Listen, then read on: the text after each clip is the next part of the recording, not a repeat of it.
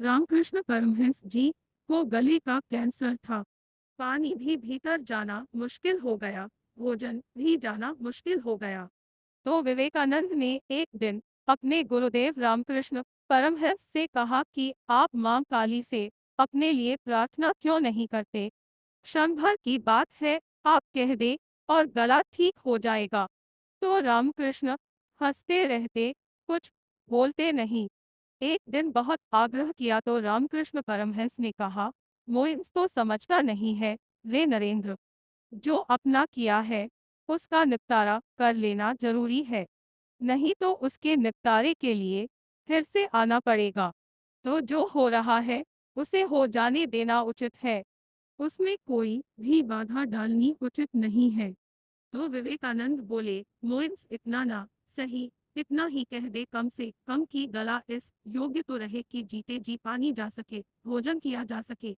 हमें बड़ा असह्य कष्ट होता है आपकी यह दशा देखकर। तो रामकृष्ण परमहंस बोले, आज मैं कहूँगा। जब सुबह उठे तो जोर जोर से हंसने लगे और बोले, मोइन्स आज तो बड़ा मजा आया। तो कहता था, ना, माँ से कह दो। मैंने कहा माँ से, तो माँ बोली, मोइन्स इसी गले से क्या कोई ठेका ले रखा है? दूसरों के गलों से भोजन करने में तुझे क्या तकलीफ है? हंसते हुए रामकृष्ण बोले, मोइन्स तेरी बातों में आकर मुझे भी बुद्धू बनना पड़ा। नाहक तो मेरे पीछे पड़ा था ना। और यह बात सच है, जाहिर है, इसी गले का क्या ठेका है? तो आज से जब तो भोजन करे, समझना कि मैं तेरे गले से भोजन कर रहा हूँ। फिर रामकृष्ण बहुत हंसते रहे उस दिन, दिन भर।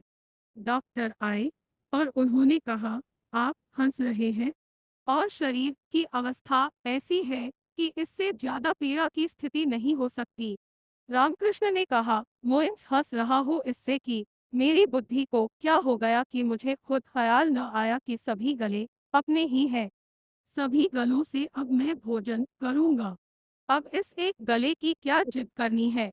कितनी ही विकट परिस्थिति क्यों न हो, संत कभी अपने लिए नहीं मांगते, साधु कभी अपने लिए नहीं मांगते। जो अपने लिए मांगा तो उनका संतत्व खत्म हो जाता है। वो रंक को राजा और राजा को रंक बना देते हैं, लेकिन खुद भिक्षुक बने रहते हैं। जब आत्मा का विश्वात्मा के साथ तादात्म्य हो जाता है, तो फिर अपना पराया कुछ नहीं रहता। इसलिए संत को अपने लिए मांगने की जरूरत नहीं, क्योंकि उन्हें कभी किसी वस्तु का अभाव ही नहीं होता।